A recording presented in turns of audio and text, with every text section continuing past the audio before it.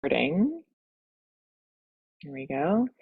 And okay, so we are going to do our admissions sessions. So guys, this is what we've been working for all year. We have been out visiting high schools, getting to know our region. And today we are going to be looking particularly at high schools from California. Um, we have three students' files that we've read in advance. At our college, we have two people read side by side.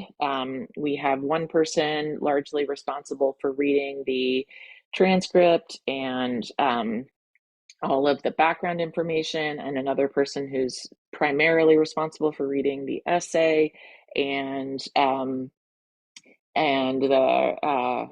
the counselor recommendation.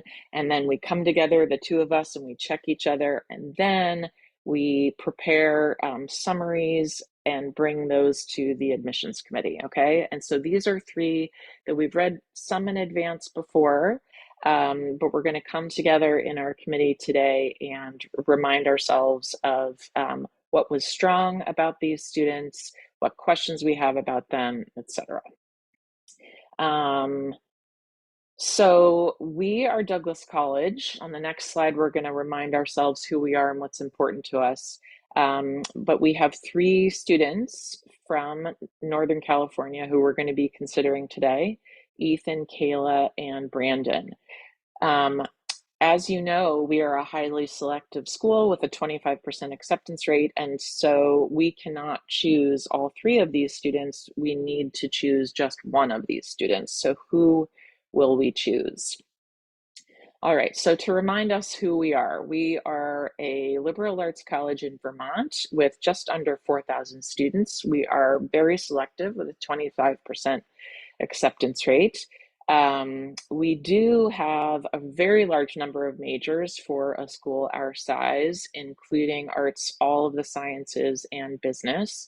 We were founded by Quakers, the Religious Society of Friends, and for those of you who are just starting with us this year, you might not know that Quakers are a peace-based faith community that believes there is goodness in every person and no one person is better than another. And so social justice and representation is really important to us. And that's why we were renamed Frederick Douglass College from our original founding in the mid 1800s. In the late 1800s, we were renamed Frederick Douglass College because of that commitment to social justice and equality. We are a member of NESAC, which is one of the most selective athletic conferences in the country, and certainly the most selective athletic conference for D3 liberal arts colleges. And we have 26 teams with lots and lots of history of winning. And our unweighted GPA for our mid-range of students is 3.77 to 3.94, so a solid A minus to A kind of average group of students. We are really proud that we meet full need. So we do not pay attention as we are reviewing our students' applications. We do not look at their financial need. And we have been test optional. Oops, there's a mistake here. Test optional. We're really proud we've been test optional for 13 years. So even though just recently a lot of colleges have switched to test optional, we have a long commitment to that. And believe in our holistic review process of looking at students carefully with regard to test scores if they submit them, but if they don't submit them, we do not hold that against them in any way. We just look at the information that we are given. So a little bit of advice to those of you who are newer to this admissions committee process. We are going to look very carefully at all of the different components of the application. We're going to particularly be thinking about the personal information that's there? Is there anything that particularly stands out about their background and things that are important to us at Douglas College? Is there anything that particularly matches very well in their personal information and in our interests and our institutional priorities? We look very carefully at their transcript and look at, are there any trends over time? And how does their transcript compare to the profile of the school that's available in the packet? And what are we're looking at the senior year rigor, and we're looking at their curricular interests. Before I continue, I'm thinking that some of you might not have the application packet right in front of you. I hope you do, because I've sent it out in advance, but it's possible that you don't. So let me just pause for a second and pull that up. Let's see. Sorry about that. Just realizing that I should have put that in the chat. Here we go.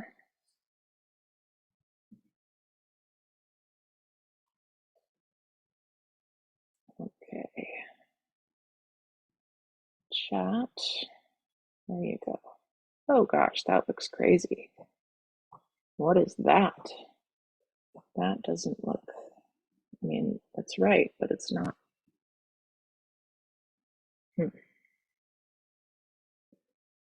If somebody else has it easily to put in the chat, I'd sure appreciate it, because wow, that doesn't look quite right. But it is right for what I'm showing on the screen. I'm going to go back to it. Well, that's what I'm looking at. So maybe I'll just go here. We're going to be looking at transcript. We're going to look at testing. We're going to look at their activities, their essay, their letters of rec, and the high school profile and how it matches with our college profile. And so all of you were sent this rating form before our meeting today.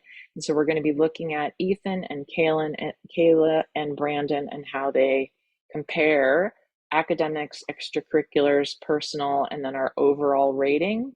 And we didn't give out in advance a particular rating scale. So you may have used a number, a numeric rating scale. You may have used something with words. But what I'm interested in is what you think. So let's hear from you all.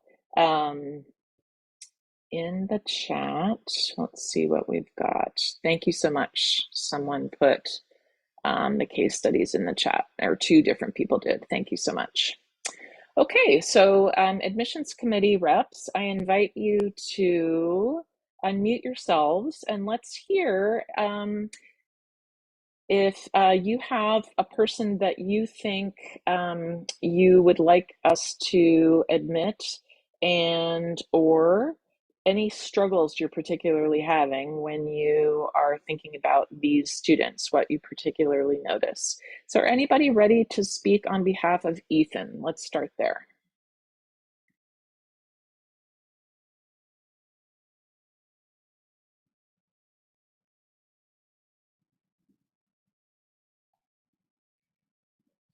Okay, are there people with hands raised? I like Yes, Ethan's go ahead. story. This is Cookie.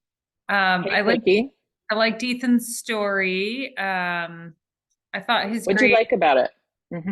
Well, I just liked, well, first of all, if we're in Vermont, it's definitely very different than, what you typically would find in Vermont, with his parents kind of not being the traditional coming, wealthier family, coming from, highly educated backgrounds. And yet he's seeming to be able to overcome some of these hurdles and get to this point. I thought his essay was okay. It didn't really inspire me, but I liked it better than Kayla's. And I thought his grades were just so-so. Like there were areas where I thought his grades probably should be better for his areas of study. I don't know. But I also think that, it doesn't necessarily mean who you are. I don't know that I would have picked him, but that was just my initial thought. Hmm. Great. Let's see. Anybody particularly want to challenge what was said about Ethan, or speak to Kayla or Brandon? Can I just reply quickly to Cookie's Please. assessment? I Hmm. think that I was generally And in that same ballpark, but had a slightly higher estimation of his application. Um, I think it's to his credit that he's had a job that he's had to hold down. I think that this goes to things like executive function and responsibility, and a big part of success in college is getting your act together on a regular basis. It's not just the academic preparation. So I thought that that was to his credit. thank you. Hmm.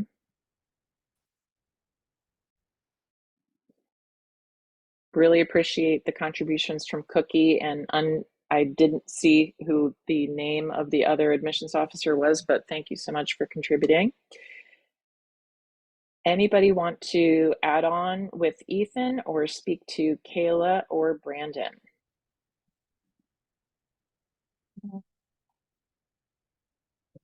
This is Mr. Douglas.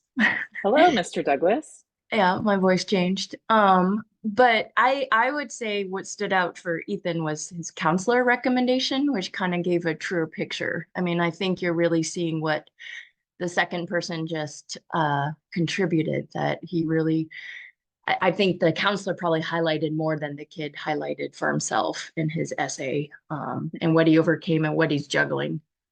Was there anything that stood out particularly in that counselor letter? And if you don't have it right now, that's I okay. have But I it. was, Hold on. mhm.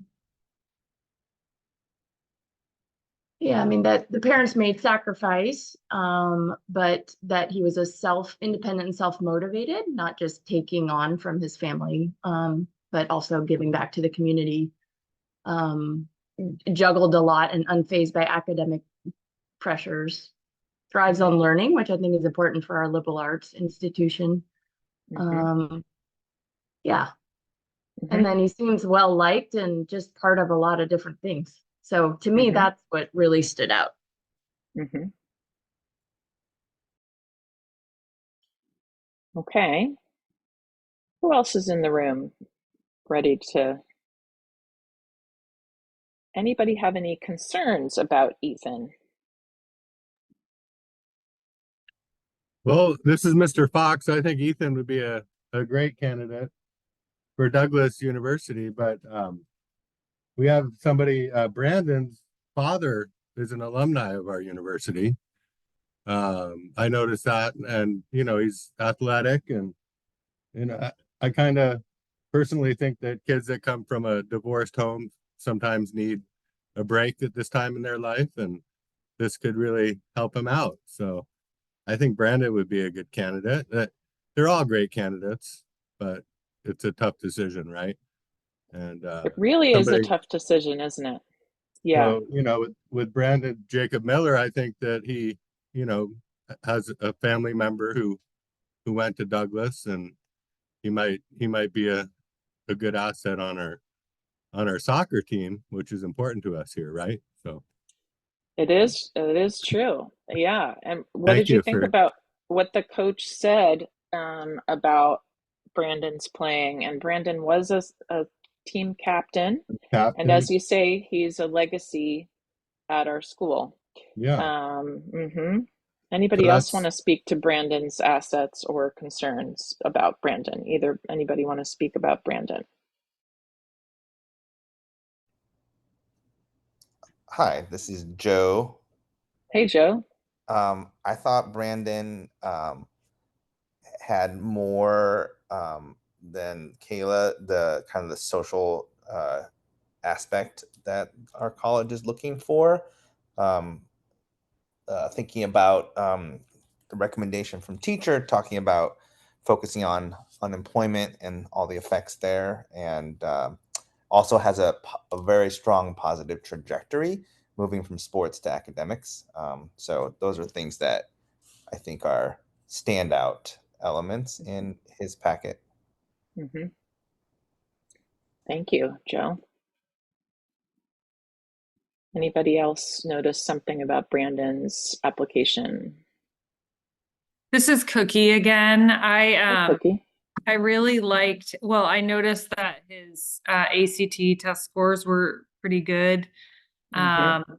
I'm not an actual, as the admissions officer, I'm the one who is not really into testing scores, but I noticed that they were good. Probably, I think, if I recall correctly, they were better than what I would have expected based on his GPA. But what Yes. I really liked about Brandon, besides the fact that he could be a valuable asset for our soccer team, was he had a really nice activities display listed of all the different things that he had done, from, you know, playing sports to working to volunteering, kind of across the board. So he seems like a pretty well-rounded kid who's tried a lot of different things. And I liked seeing that activities resume. Mhm. Yeah. He had many more entries on his activities list than the other two did. Do we care about number of activities versus depth of activities? And you know, Brandon certainly had some deep activities as well. So I'm not saying that his aren't deep, but yeah. Well, we've heard about Ethan, we've heard about Brandon. Is anybody here persuaded by Kayla, or can we already just drop her off?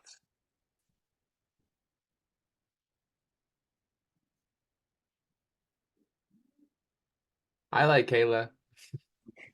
I think Kayla has great leadership, and her extracurriculars were the most impressive to me. She was captain, she was vice president of a couple unions, a co-leader of like gender student alliance or something. I thought she was the most impressive in that area over Ethan and Brandon.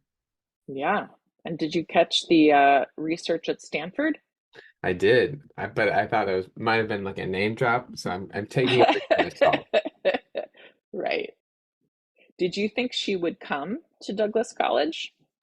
First, I thought she was applying to Stanford, and I had to reevaluate. Actually, I was like, wait a minute, but no. I don't know. I thought Douglas was a great fit for her because she really wanted to go in her essay. Um, and I think I didn't see any APs. I might be wrong. Which surprised me also, but I wasn't. School Did doesn't you have APs. Oh, is that true? She like a private school or something? each of the schools in the packet, if you look carefully, and we didn't all have time to do that, I totally understand.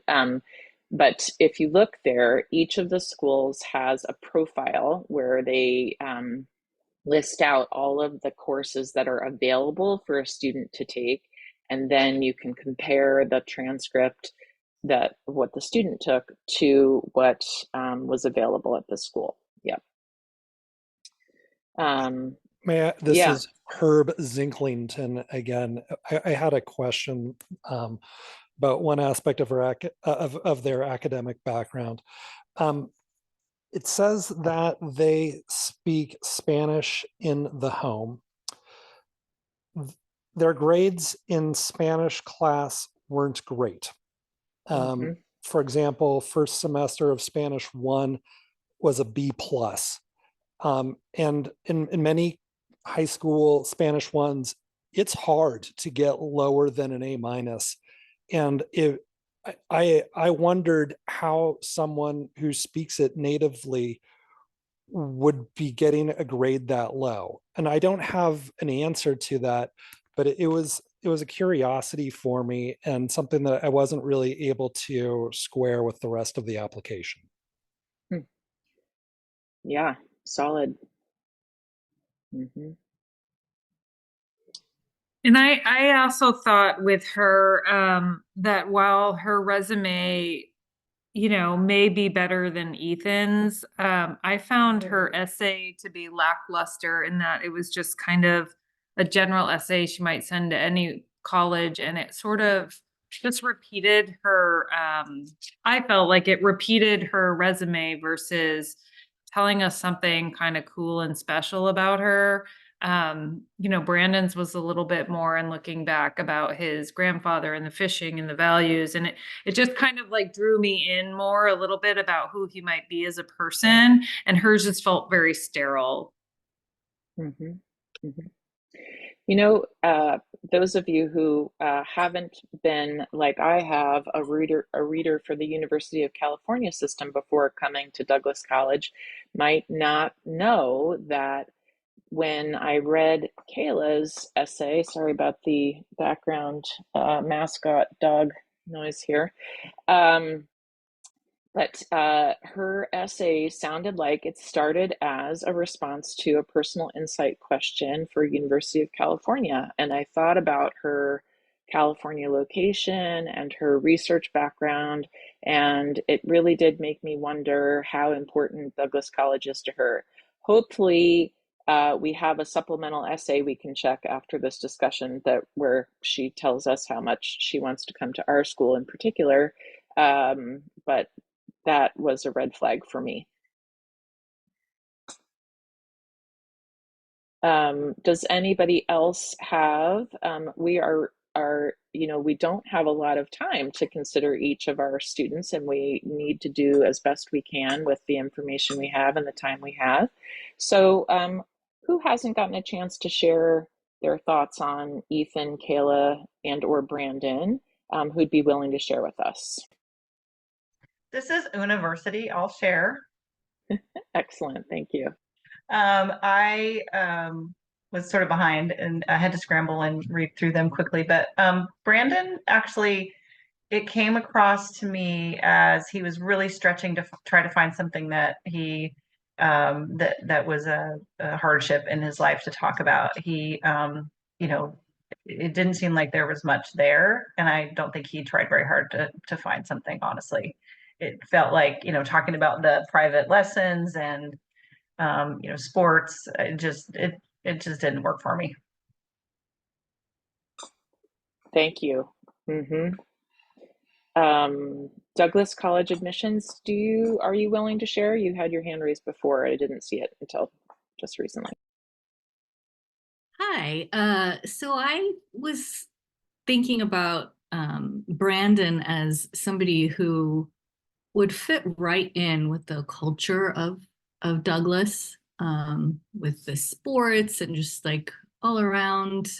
Sounds like a popular guy at school, and sounds like he has a certain amount of privilege as well, and would just sort of ease right in. And I think that was what I wondered about with Ethan, that I worried that the experience at Douglas would remind him very often of like working at that French restaurant. And so while I don't necessarily think that the students' own happiness at our institution should be the be all and end all, because, you know, they did apply, so that indicates that they want to be with us, but it was a consideration for me.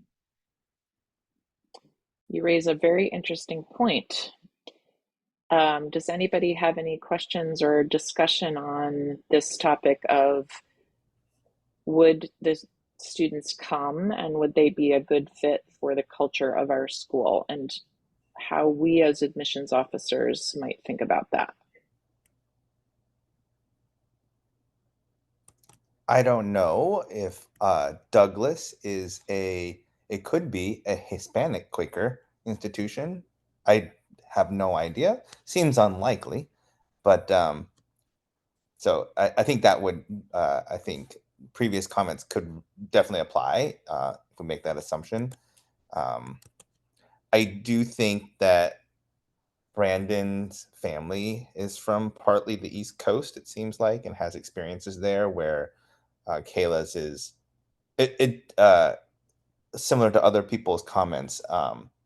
It sounds like she would rather go to Berkeley. So, or, you know, USC or somewhere where her parents went. So I don't, that fit doesn't seem exactly 100%. The other two, I think, have the more deep mission of social justice and or familial kind of proximity. Anybody else on this topic of cultural fit?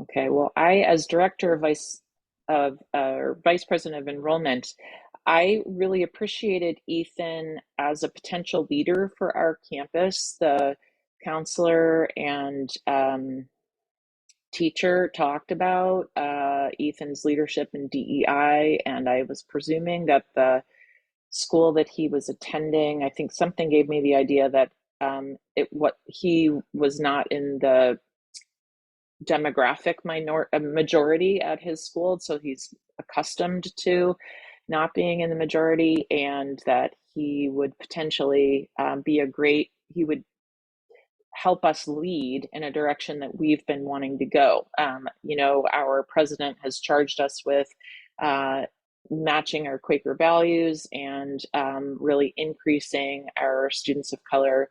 And it wasn't mentioned in the pre-information we got, but I know that I'm under a lot of pressure as the VP of enrollment to increase our West Coast draw, and that's why we're focusing on California today. And so I'm really interested in having a first generation student from California join us, because then maybe there would be a pipeline of students starting from that area,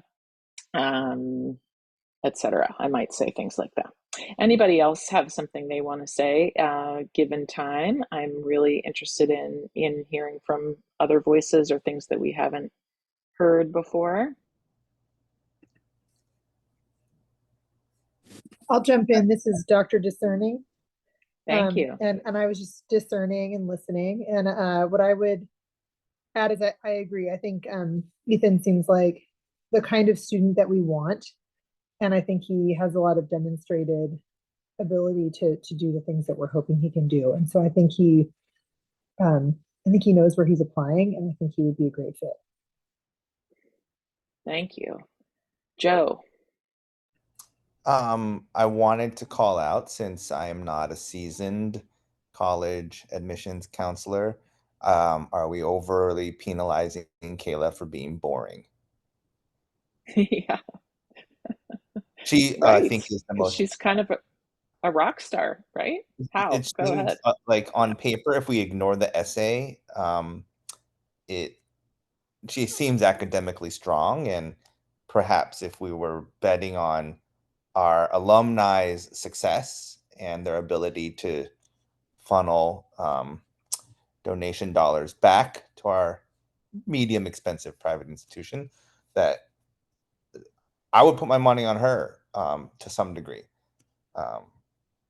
If we took away the essay, I do think the counselor support letter was also kind of bland. So, but I don't know if I should be penalizing someone who maybe just doesn't have a stronger personality. Yeah, I think your points are very well taken. Anybody else want to get in on this? This is Cookie again. I don't know how to raise my hand on Zoom. Okay, please. I echo the sentiment of having a pipeline from California that might increase diversity in the great white state of Vermont. However, okay, this is not really, this is Cookie speaking, not me as a person. But we're a private institution, aren't we? And we're in the business, we have to make money.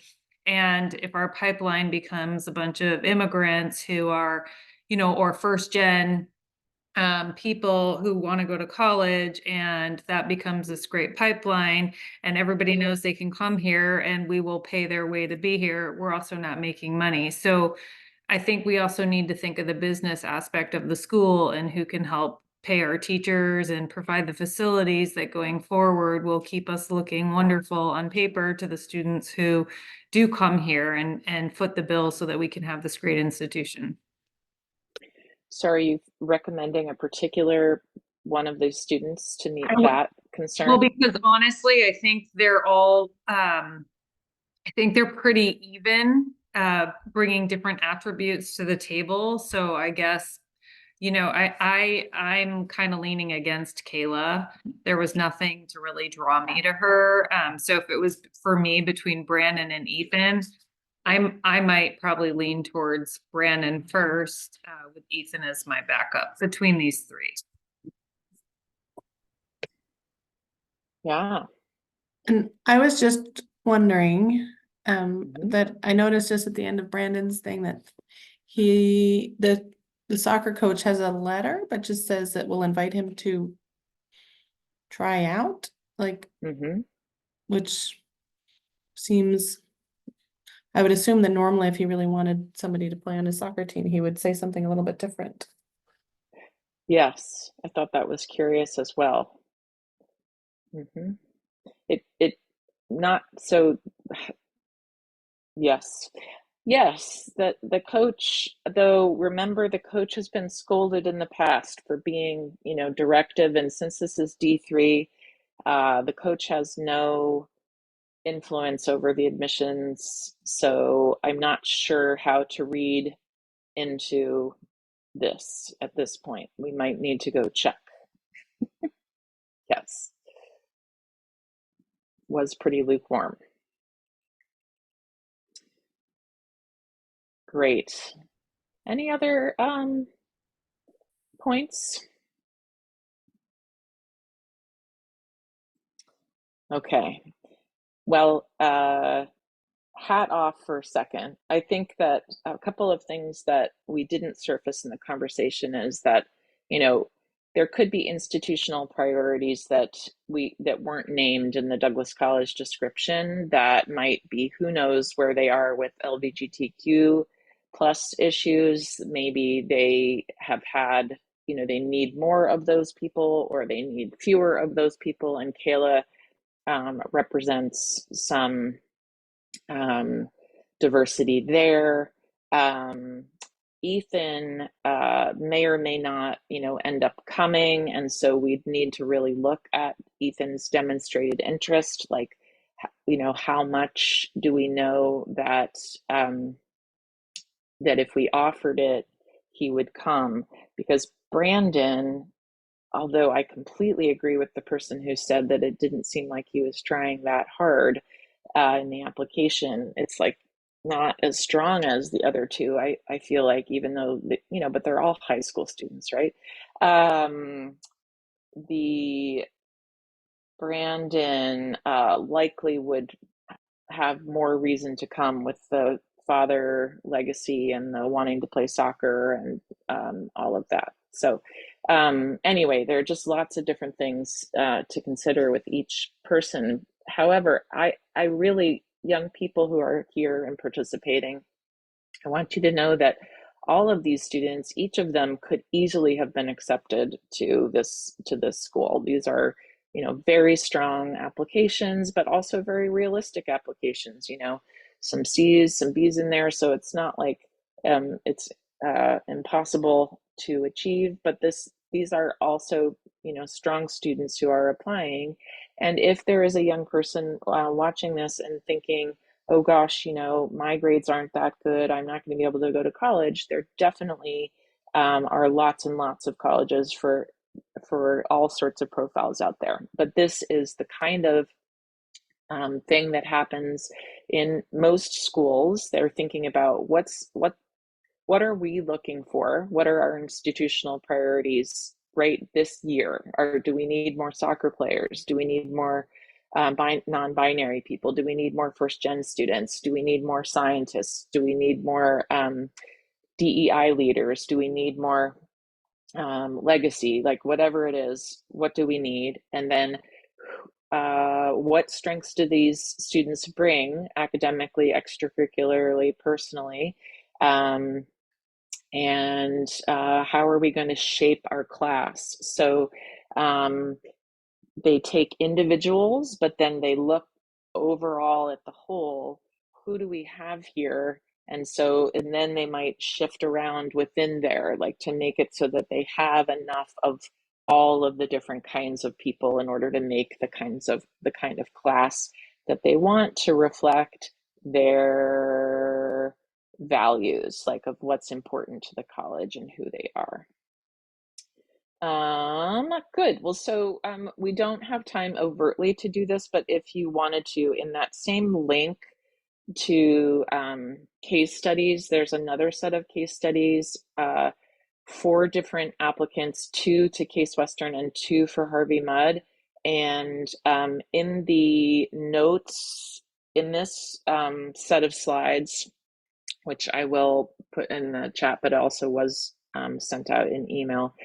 In the notes here, it shows who got chosen, but what I think is funny to say here is that when these cases were shared with me at a conference with the VPs of enrollment of Case Western and Harvey Mudd, the directors couldn't completely remember, and one of them like got it wrong and then had to look it up of which one they selected. So it's the big idea here is that you put together your best application, and when it comes down to it, there are a lot of very excellent candidates, and what a college is looking for is a fit with what is important to them at any given time, what their institutional priorities are, what their mission is, what their goals are, and how does